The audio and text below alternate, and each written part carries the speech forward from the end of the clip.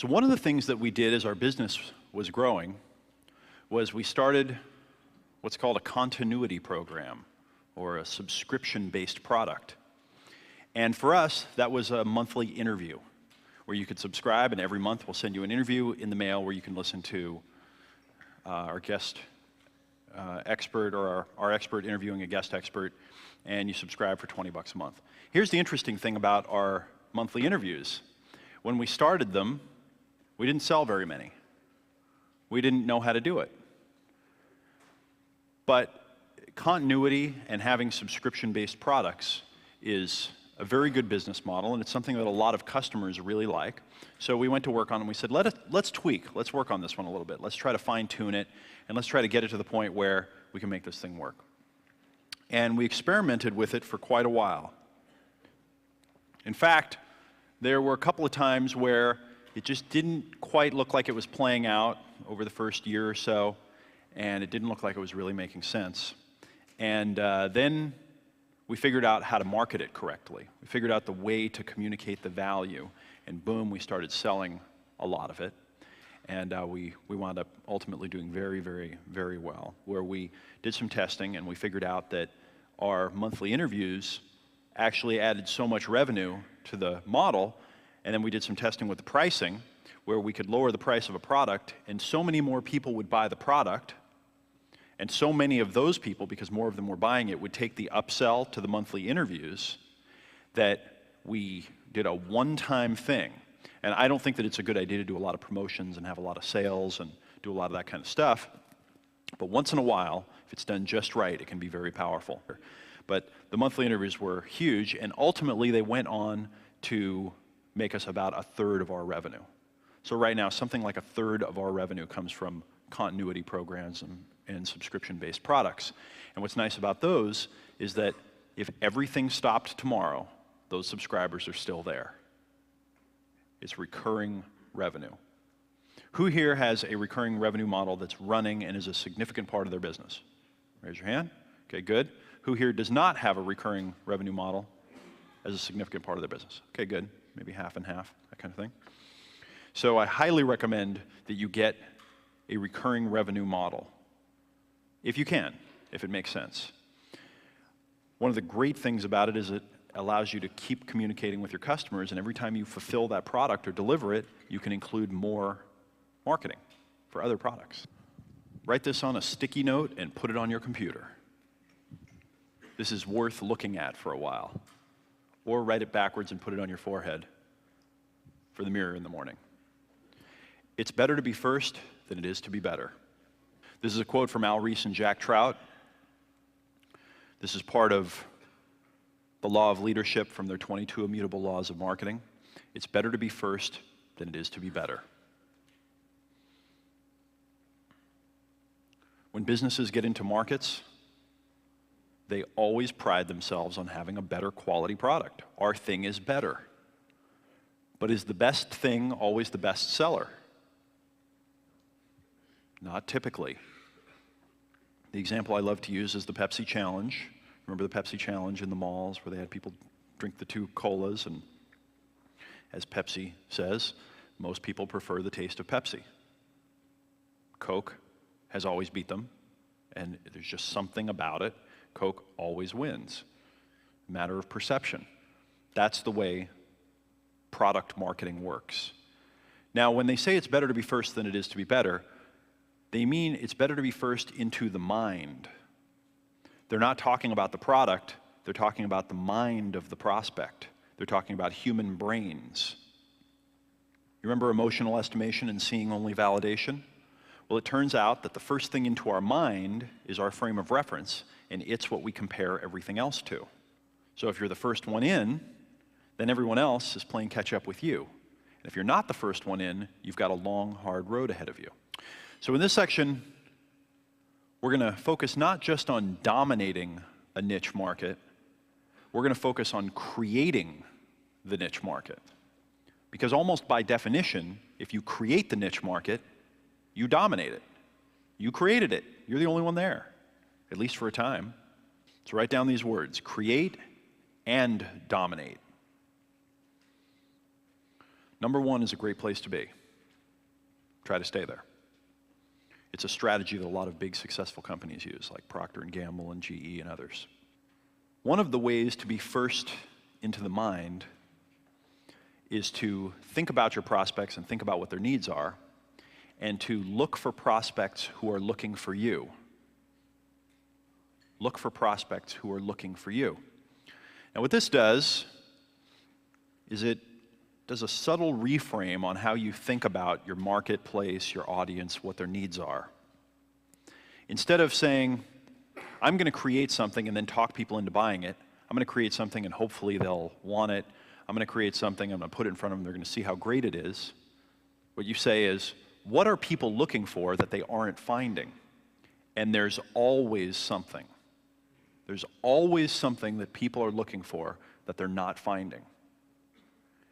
And it's such a great opportunity to follow those opportunities. It's such a great opportunity to follow those particular opportunities, because when you do, you're bypassing about 50 obstacles that most people don't bypass. Most entrepreneurs and business owners, they don't take the shortcut right to the money. They're creating their wonderful idea and then trying to communicate how great it is and convince people of all this stuff. Well, there's always a niche opportunity out there. Now, when you look for prospects that are looking for you and you create your own category, you have something beautiful, because you typically have something that you can do right out in the open, right in front of your competitors, right in front of everyone, and they won't quite get it. They won't quite see what's happening. What competitors like to do is they like to take your thing and then do what to it? Improve it. They make it better. So when people steal your stuff, they're always going to change it. Not always, but usually they're going to change it. And when they change it, what do they usually do? They stop communicating with that prospect who's looking for that particular solution. Now, I'm generalizing, of course, but this is a great way to approach marketing, I think, is to create your market and then dominate it, and create it based around prospects who are looking for solutions, not people that you have to talk into wanting something. So there's kind of a 4-question test that I like to use whenever I'm creating a market, a niche, a product, or a service. 4 questions. Question number 1, is there pain and urgency or irrational passion? Is there pain and urgency or irrational passion? In other words, is there emotion involved? Is there strong emotion? Number 2, is the prospect proactively searching for solutions? Is it to the point where the prospect is looking to solve their problem?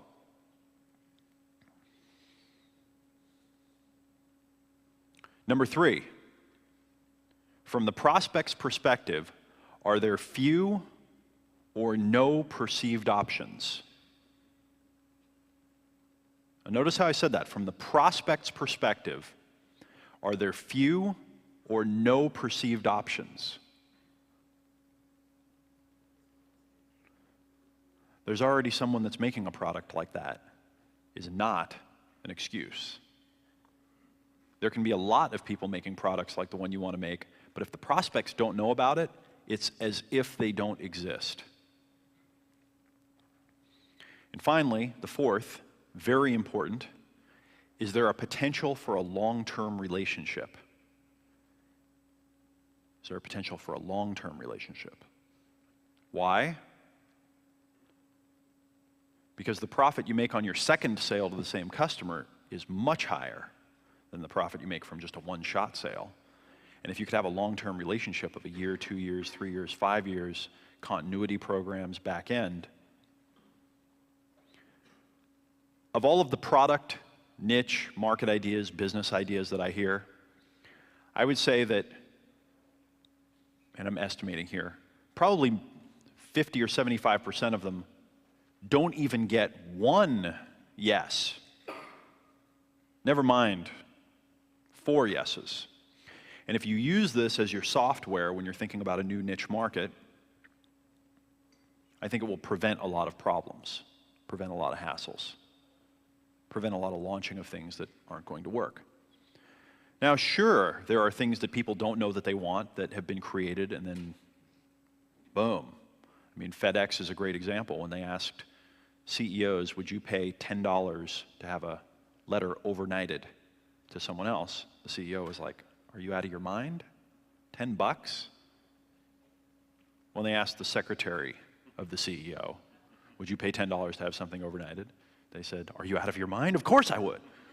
So here's the essential conflict that I see going on between the business and the customer. The person offering the product wants to appeal to as many people as possible. They want as wide of an audience as they can get, reasoning that the more they appeal to, the more they'll sell, and fearing excluding anyone and losing a sale. That's the essence of almost every argument I hear against narrowing your niche and creating your market. But the person buying the product, on the other hand, wants to buy something that's been designed specifically for their one need from an expert, reasoning that the specialized product made by the specialist just for them will be far more effective, far more reliable. So do you see the essence of the conflict here? The business owner wants to create something that appeals to everyone. And by the way, ideas that appeal to everyone really appeal to us entrepreneurs because we can see the market. But when you say this thing will fix any problem, or this thing solves everything, or this thing is good for everything, you immediately eliminate all your customers, essentially. The only people that you appeal to are people that want to learn how to create things that appeal to everybody, if that makes any kind of sense. So there's an in-between spot here. There's a level that you need to zoom to or focus in on between everyone and one person.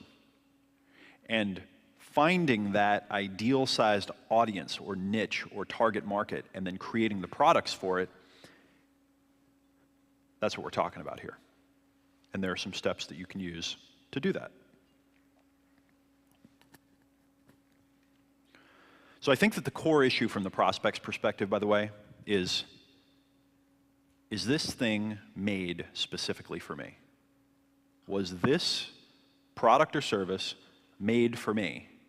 And do you remember what we talked about in an earlier session where we discussed the idea that if the prospect discovers the thing themselves and they realize, wow, I just found this thing, this secret, this is made for me, I've discovered this secret advantage that's going to solve my problems, it's a lot more powerful than if you say to them, hey, I've got a secret advantage that's going to solve all your problems. So from the prospect's perspective, is this made for everyone, or was it made just for them?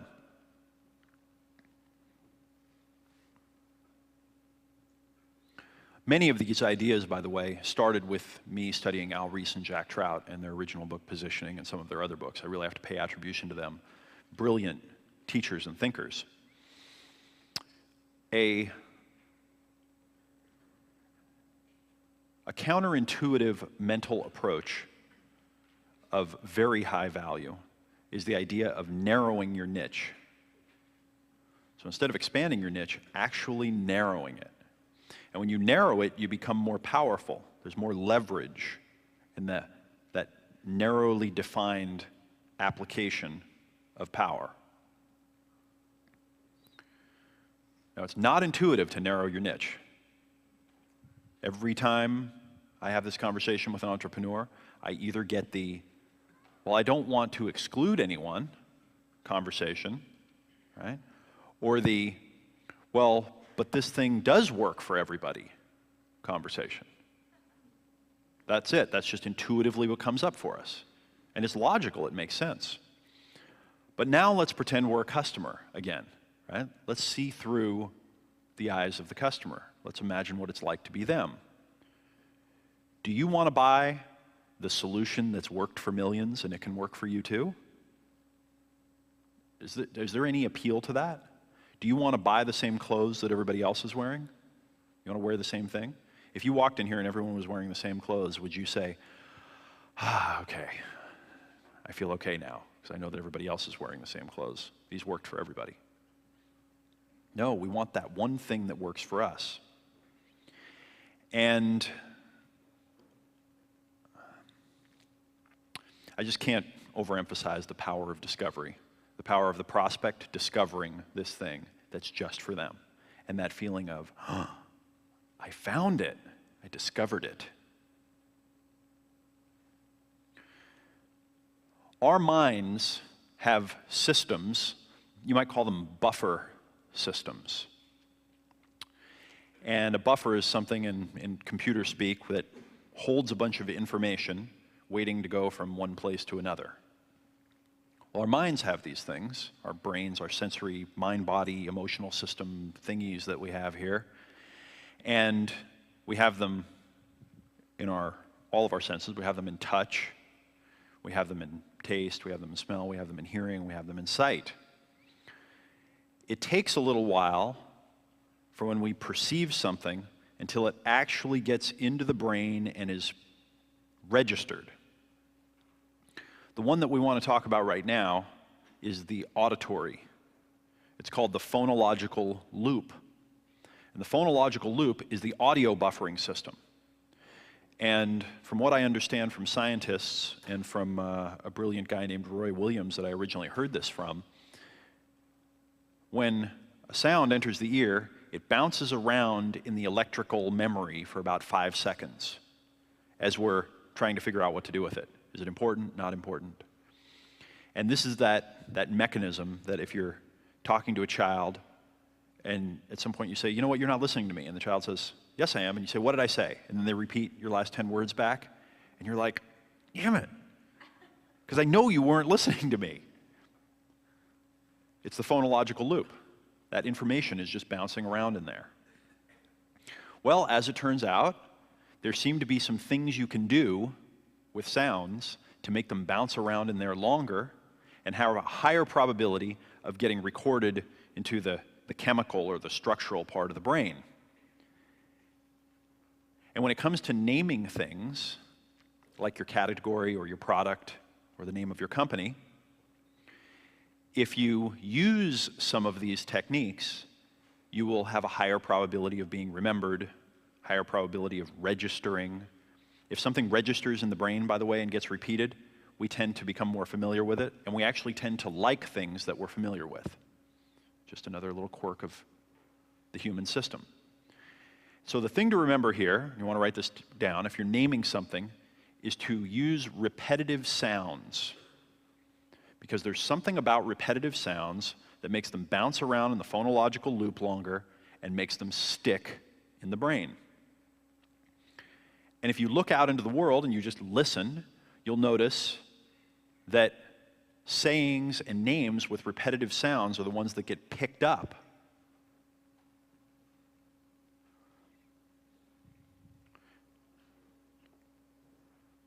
So some of my favorite names that I've seen out there that just stick, my very favorite one is Coca-Cola. Coca-Cola. Coca-Cola. You hear all the repetitive sounds in there? Coca-Cola. And it has a little bit of a rhythm to it. We'll get to that in a second. Coca-Cola. You remember the first time you heard the name the Dixie Chicks? And you said, oh, that sounds kind of cool. Is it an accident that M&M's is one of the best-selling candies? And that the rapper, Eminem, became a cultural icon? I don't know. What are some of the common phrases out there that have repetitive sounds that just stick in our culture? The hip-hop culture likes phrases like junk in the trunk and cutie with a booty. Those would not have been the same if it would have been some stuff in the trunk. Okay, there's something about the rhyme that makes it stick. What are some other phrases? Double your dating. That's a good one. You snooze, you lose. Come on. What? Marilyn Monroe. Do you think that anyone would have heard of her if she would have kept her original name, Norma Jean Mortensen, and then Norma Jean Baker? Huh? Marilyn Manson was also a very good name. You might not like the artist, but great naming, great branding. How about Bed Bath & Beyond? Ozzy Osbourne. The Blackberry.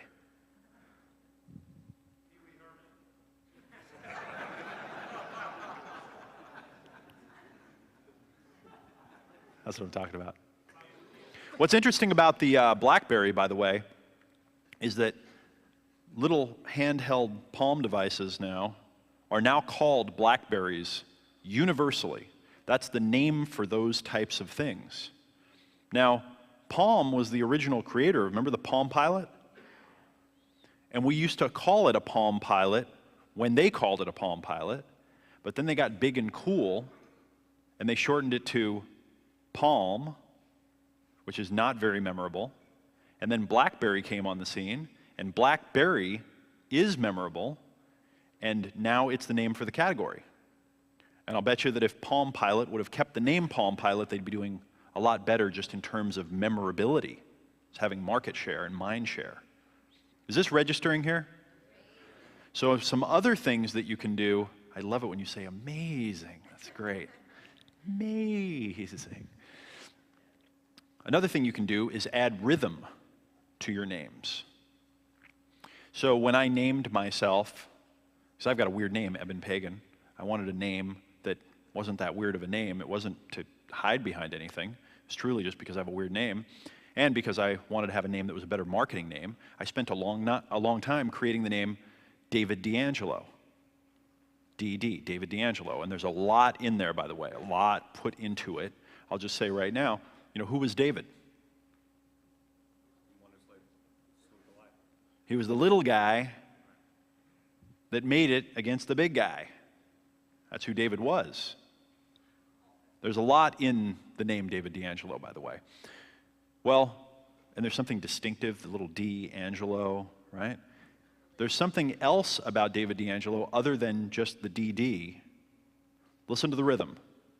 David D'Angelo. Say it with me. David D'Angelo, David D'Angelo. It's triplets, it's 2 bars, two beats of a four-beat phrase, right? David D'Angelo, David D'Angelo. And as it turns out, David D'Angelo, double your dating. It's a whole phrase. Is this making sense? It's not, Google is a great name. It's not about making a name that's easy to remember.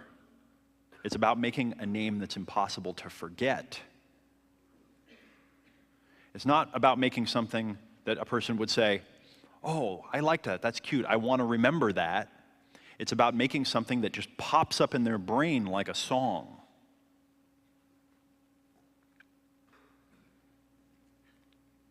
So if you're not naming things in a way that makes them go right into the brain and be remembered automatically, that have repetitive sounds and rhythm and so forth, you're probably losing a lot of the value that you could be getting.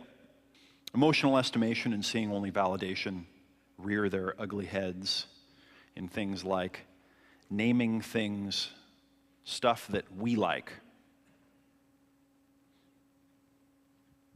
Try having this conversation that I just had with you with a bright-eyed and bushy-tailed entrepreneur that's just named their business with their name in the title of the, right? Joan's Flowers and Things. And you say, Joan, it would be better if we made a name that was really, memorable. No, but it's about me and Joan's Flowers. This is my dream, and that's what we have is flowers and things. Right.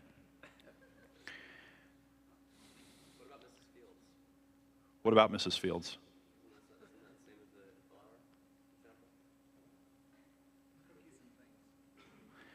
So here's the deal.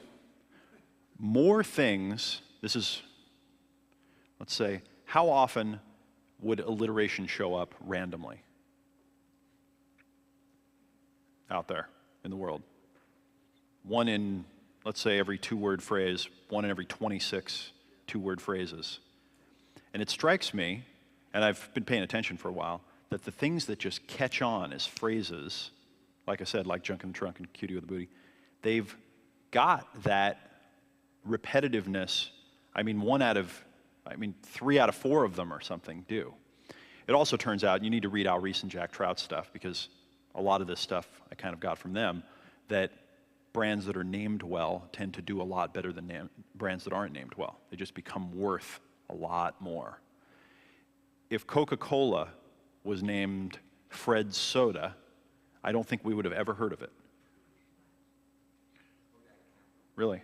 Kodak camera. It's a good one. There are many examples. Now, there are many examples that go against this as well, but I'm just saying that we want to have every advantage we can possibly have, right? So here's what we're going to do. We're going to do a little exercise. Guys, we have an exercise back there called Creating and Dominating Your Niche Market. That's what I'm talking about. So look over the things that you just heard. See if you can find something to apply. Where could you use something immediately?